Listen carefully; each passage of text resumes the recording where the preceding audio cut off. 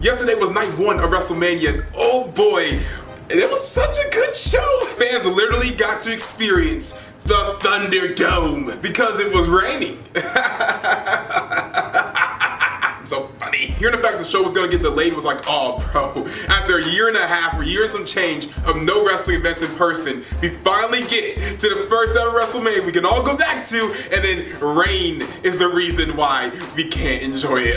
But eventually the show did start. Vince McMahon came out to the ring and just said, welcome to WrestleMania. It was a really feel-good moment. I haven't seen Vince in a long time, so that's always cool. And let's be honest, almost every match on that show, the build kinda was poo. It wasn't the best build ever for most of these matches, but oh Lord, they just took that and kicked it out the window and just had it banger on banger on banger on banger on banger on banger on however many matches there were, like 8 probably. The opening match was for the WWE Championship. Bobby Lashley defending against Drew McIntyre. Also, the stage, love it. The pirate ship, love it. The LED screens, love it. The pyro, love it. I love everything. What made this match really intriguing was the fact that we just didn't know who was gonna win. There's very clear reasons on why McIntyre should be champion and why Bobby Lashley should also retain his championship. It's the first ever WrestleMania with fans, the first show with fans, so why wouldn't Raw's top guy win the top championship in the WWE? Makes sense. But also, Bobby just won the championship, bro. He just lost the Hurt Business. He needs something or he's going back to jobber status, brother. I don't know if like big hoss matches are for everyone, but I personally love it because that's the kind of wrestler I want to be. So seeing two big old beefy lads just smash each other in the face with some big old forearms and some big old kicks was just fun to watch. Me and my friends were all convinced that Bobby was gonna lose the championship because it just made sense on why McIntyre was gonna get the dub. So to see towards the end of the match that Bobby just wasn't, you know, dead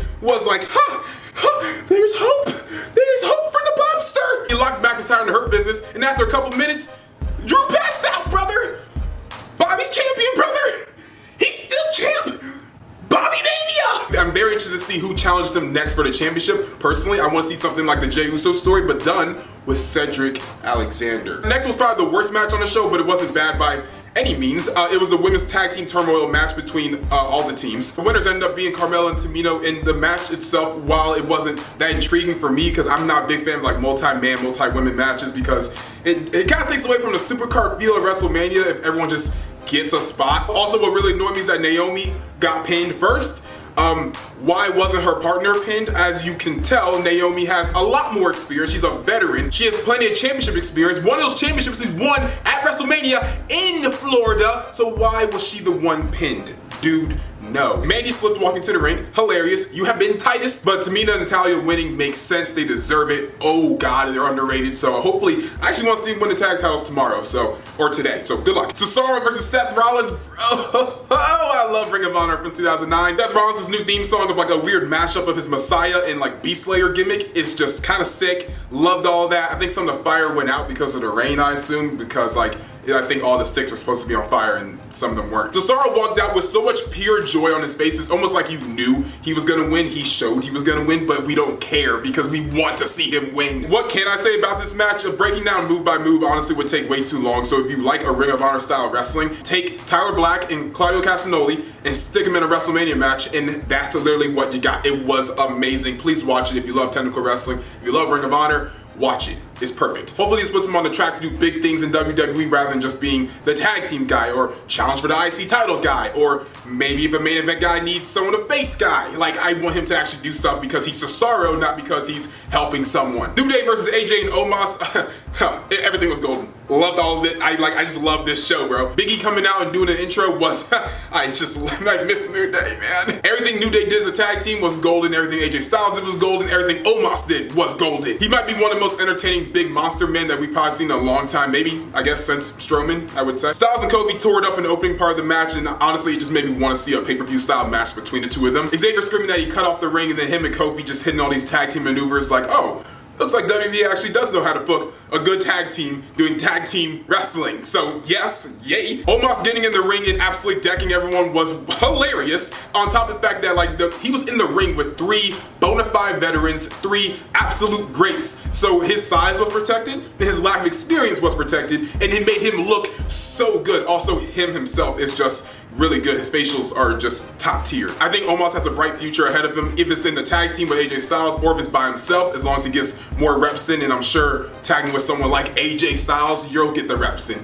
You'll understand. You'll learn the psychology. So I think he has a very bright future. I can't wait to see what this 7'4" monster is gonna bring the WWE. Braun Strowman versus Shane McMahon. This match, no one cared about. You can't tell me you cared about it. I didn't care about it. None of us cared. But oh boy, wasn't that match really good. Like, I mean, underrated banger. I love that Braun is the one fighting the bully, but Braun is like the size of like 10,000 Shane McMahons. It's such a strange dynamic that it almost keeps you interested because you want to clown it, but then it becomes so good. He's like, well, I don't got anything bad to say. Like, y'all just went out there and slapped. Shane played a cocky heel because he had that steel chair. He had Jackson Riker. He had Elias for part of the match. Then they got obliterated. And of course, the best part of the match was obviously Braun ripping the steel cage apart, dragging Shane back in and just beating him senseless with an inch of his life and eventually getting the dub. And he proved that bullies never win. Rawr. Train noise. Choo choo. Bad Bunny and Damian Priest versus Miz and Morrison. A couple of those bunnies that came out for Miz and Morrison, they lost their ears. And that's all that my friends could talk about during the match, was the fact that there was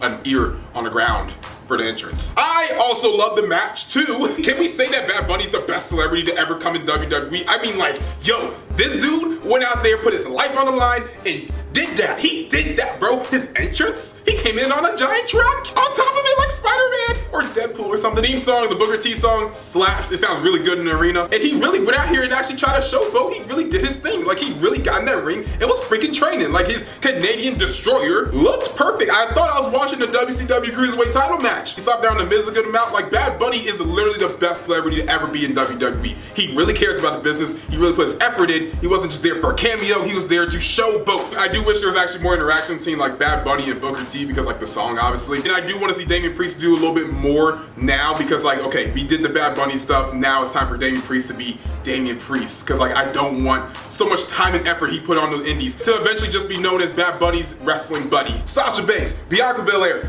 This needs to be the main event. Thank you, whoever decided this, man, because the main event is supposed to be the best match on the show. And as of right now, until proven otherwise, that was the best match at WrestleMania.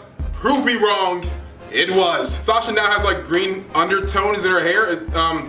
Different look. I don't know if I'm a big fan of it. Still love Sasha. That's like my favorite women's wrestler almost all time, probably. So yeah, still love it. Purple's my favorite color, so Bianca came out in that purple. I was like, yep, I know who I want to win now. Bianca. Like I said, for Bobby versus Drew, this match was so interesting because you just don't know who's actually gonna win. Because there's a good case on why Sasha should, because you know, she's Sasha Banks and she's never won at WrestleMania. If she didn't get a dub today, she'd be 0-6, which she is. And Bianca's a newbie. If she doesn't win, this is the biggest her career will ever get. Possibly. So she gets to the biggest stage and loses it. EST or what now? What'd you establish? L? Also, we all know WWE loves the 4 horsewomen, and the fact that Bianca isn't one of them, if she loses, she falls under the pecking order like lower than before because she's not one of the 4. The technique between these two was like watching their best takeover performances merged into one mega match of spectacular wrestling. Michael Cole on commentary before the match even said, for the first time, 2 black women have a title match in the main event of WrestleMania. Hell yeah, Mike. Okay, you redeemed yourself for 27. Hell yeah. Sasha was big time heel during this match. I mean, like, she healed it up times a million. She was on her NXT. She was the best version of Sasha Banks we've seen in such a long time. And she's always the best version of Sasha Banks all the time. She was dragging Bianca by the braid. She wrapped around the rope. She was just using it to get out maneuvers. It's like, whoa, Sasha. Dang. And those stomps to the face, those knees to the face and the chest regions. It's like, whoa. Dang, Sasha. Chill, Sasha. But go off, Sasha! Bianca winning after her long journey to WWE was fantastic. Even though she didn't go through the indies, she still took a long road to get there. She became a CrossFitter that got noticed by Mark Henry to get signed to the WWE.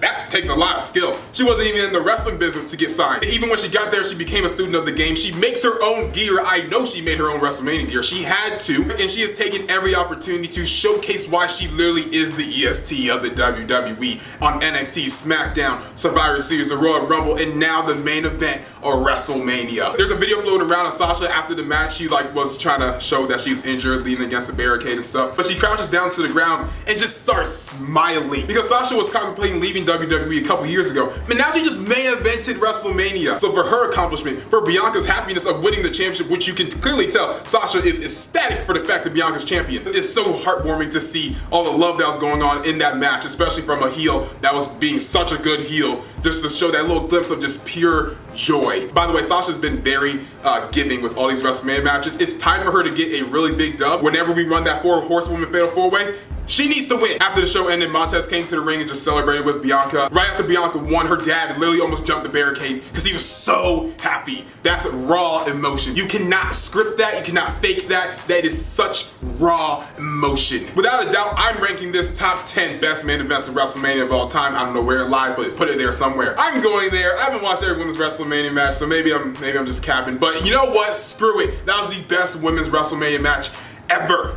That's why they should be in the main event. That is the reason why. But yeah, guys, that's my review of WrestleMania 37 Night 1. We got Night 2 coming up. I'll be back on the channel tomorrow talking about it. I might do a reaction or two. If you want to watch more of Muscle Man Malcolm, hello. I'm going to be on the Wrestle Talk podcast channel reacting to WrestleMania Night 2. In the gauntlet match for the Jam, that championship, and oh boy, I want me some gold, brother. And make sure to like, comment, share, always subscribe, and we outie.